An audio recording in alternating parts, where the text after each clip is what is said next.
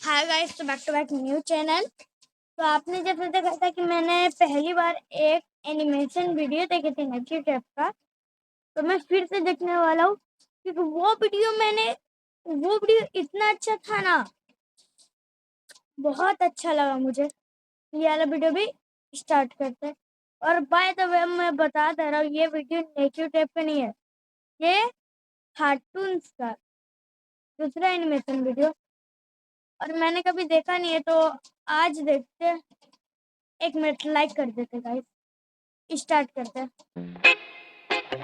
हर महीना वैन के 800 रुपए बचाने के लिए हम लोगों ने साइकिल से स्कूल जाना चालू कर दिया था। ये हो गई। चार लौंडे थरथराती ठंड में साइकिल से स्कूल जाते हैं, ब्लेजर, टोपा, मफलर बांध बुंदा के। एक तो ये ब्लेजर बहुत अजीब था हमारे स्कूल का। 2 जेब थी हमारे ब्लेजर में और 2 ही अंदर की साइड थी। हमारे स्कूल वालों को लगा कि बाहर जेब का क्या ही यूज हो सकता है, इसलिए उन लोगों ने बाहर जेब ही नहीं दी। क्या करूं मैं इस जेब का? ठंडी लग रही है तो हाथ अंदर वाली जेब में ही डाल के चलना पड़ता था। कोनी से साइकिल चला के आते थे हम लोग स्कूल। सबको ऐसा लगता था कि हम लोग अपाहिज हैं।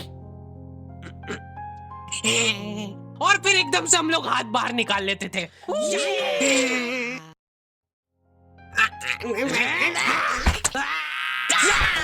मजाक बना के रख दिया डिसेबिलिटी को। अपाहिज लोगों की रिस्पेक्ट कम हो गई थी हमारी वजह से, लेकिन लड़कियां खुश हो गई थी इस इनोवेशन से। गाइस आप सुनो, हमारे हाथ अंदर में है और कई दूसरा गरीब अनाज उसके हाथ में है। हम लोग पे देखे ना, और देख के दूसरा गरीब को फूट रहा, कैसा लग रहा होगा गाइस? उनको लगा था कि ब्रा का खर्चा नहीं करना पड़ेगा, अपना जो भी सामान है उसको एकदम जेंटली इन जेबों के अंदर प्लेस कर देंगे। लेकिन इसमें एक छोटी सी दिक्कत थी। स्कूल वालों ने लड़कियों के ब्लेजर में एक ही जेब रखी थी। तुम लोग नहीं समझोगे कितना मुश्किल होता है एक ही जेब में इतना सारा सामान घुसाना।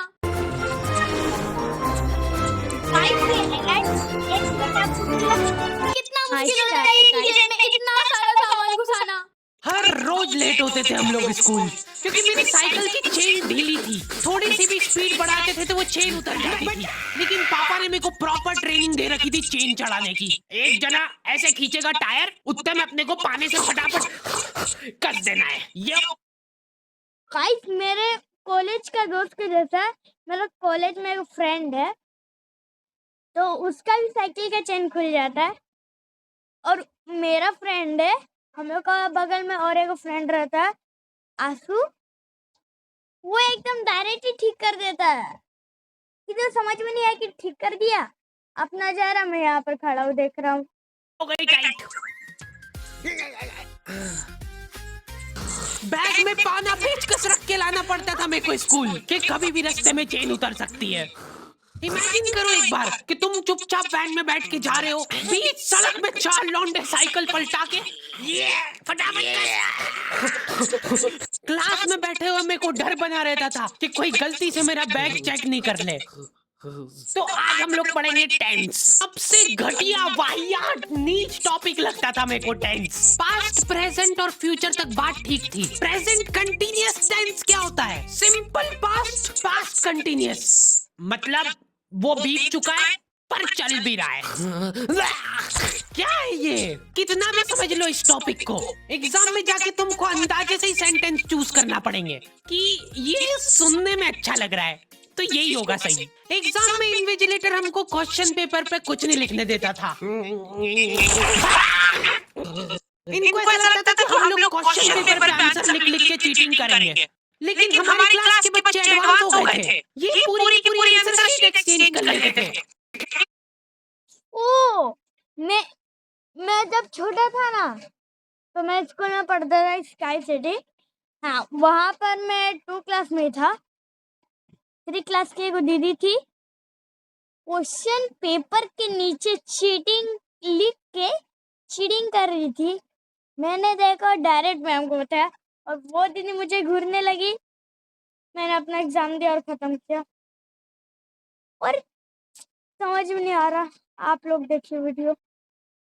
कि तू लिख के देते को आता है तो बोर्ड एग्जाम थी यार हमारी, और हमारे स्कूल वाले बोर्ड एग्जाम को बहुत सीरियसली लेते थे। अलकायदा टाइप ट्रेनिंग मिली थी हम लोगों को। एग्जाम देते हुए कहीं से भी बॉम्ब गिर सकता है, लेकिन तुम्हारे हाथ नहीं रुकना चाहिए, चाहे तुमको क्वेश्चन आता हो या ना, कुछ न कुछ लिख के ही आना है। हमारा एक ही मकसद होना चाहिए, आंसर की ढूंढना। नहीं यार, तो अभी कुछ भी लिख के आ जाओ। मेरे को ये नहीं समझ आता कि मैं कुछ भी कैसे लिख के आ जाऊँ। मेरे को आता ही नहीं है, क्या लिखूं मैं? एक तो हमको इतना डरा धमका के भेजा गया था ना सेंटर पे, मैं नर्वसनेस में जाके अपना नाम भूल गया वहाँ पे। इन्विजिलेटर ने नाम पूछा, मैं सोच रहा हूँ क्या हो सकता है। बेटा नाम नाम तुम्हारा। 2 मिनट। हाँ हेलो मम्मी, मेरा नाम क्या है? बोर्ड एग्जाम के नाम पे इतना डरा दिया था ना स्कूल वालों ने हमको। अच्छे का भूत निकल जाता है टट्टी के साथ मिक्स होके। तुम लोगों का एक सेंटर आएगा जिसके चारों तरफ सैनिक तैनात रहेंगे। बिना एडमिट कार्ड के वहाँ पे आसपास भी भटकते हो मत दिख जाना, जिंदा जला देंगे वो लोग। और अगर चीटिंग करते हुए पकड़ा गए तो ना तो तुम हमको जानते हो ना हम तुमको जानते हैं। हम लोग एग्जाम वाले दिन सेंटर पहुंचे तो बच्चों से ज्यादा सिक्योरिटी थी वहाँ पे। आज तक इतनी सिक्योरिटी मैंने एयरपोर्ट पे भी नहीं देखी थी। आर्मी वगैरह खड़ी थी वहाँ पे टैंक लेके। वो सिक्योरिटी वाले एक एक रबड़ का रैपर निकाल के देख रहे थे कि उसके पीछे तो नहीं लिख के लाया कुछ। क्या लिख लूंगा मैं इतनी सी जगह में? लिख भी लिया तो मेरे को ही समझ नहीं आएगा कि क्या लिखा है। कुछ चीजों का मेरे को लॉजिक ही समझ नहीं आया था कि तुम नंबर वाली घड़ी पहन के नहीं जा सकते हो, पहनना है तो कांटे वाली पहनो।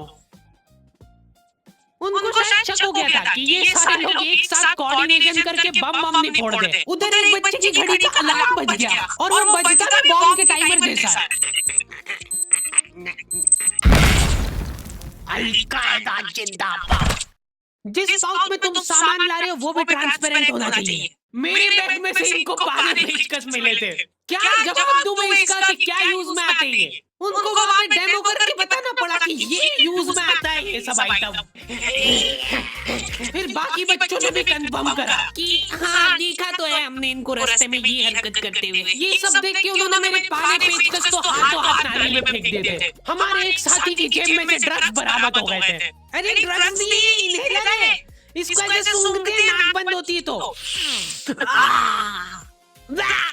नाक खोलने के बाद भी अगर तुम इनहेलर को पूरी ताकत से सूंघते हो, आंखें दिमाग में ठंडक हो जाएगी तुम्हारे।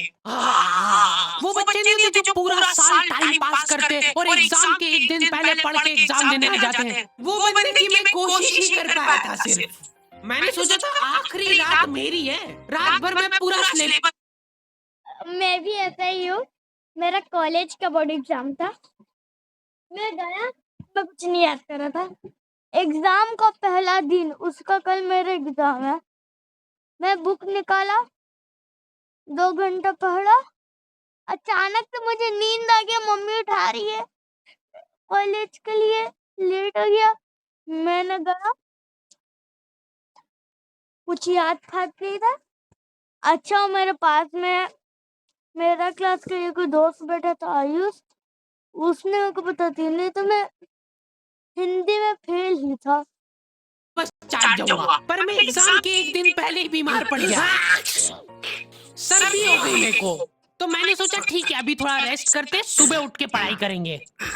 नाक बंद हो गई भाई, नींद ही नहीं आ रही है। फिर पापा आके मेरे को ट्रिक बताते हैं कि अगर राइट वाली नाक बंद हो रही है ना तो लेफ्ट साइड करवट करके सो जा, फिर गहरी सांस ले, तो ये जो है ना राइट वाली खुल जाएगी और लेफ्ट वाली बंद हो जाएगी। फिर लेफ्ट वाली अगर खोलना है तो राइट साइड करवट करके सो जा।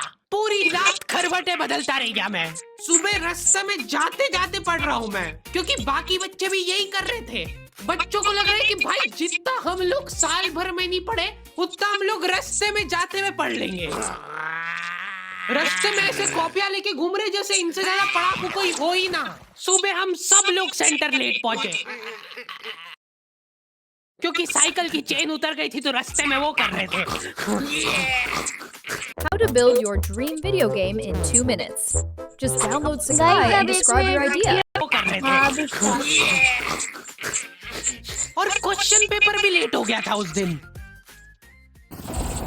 क्वेश्चन पेपर Z+ सिक्योरिटी के साथ आता था। 10 बॉडीगार्ड लेके आते थे एक जरा सा पार्सल।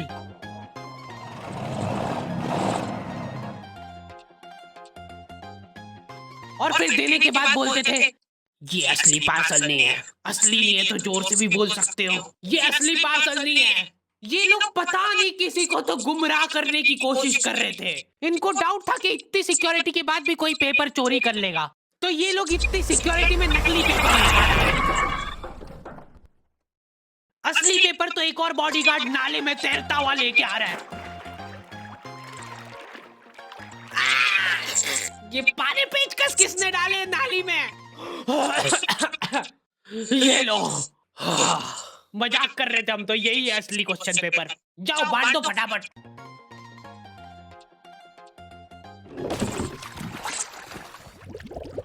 ये अपना आपस में एक दूसरे को गुमराह कर रहे थे। बेचारा कितना दुख हुआ, इतना मेहनत करके लाए थे, फिर से पानी में डुबक के लाए थे वो, फिर से दिल टूटा, नाले में गिरा। अरे गाइस, ये तो वही बात होगी, आसमान से गिरे खजूर में अटके, दिल टूटा, नाले में गिरे। गाइस अच्छा था।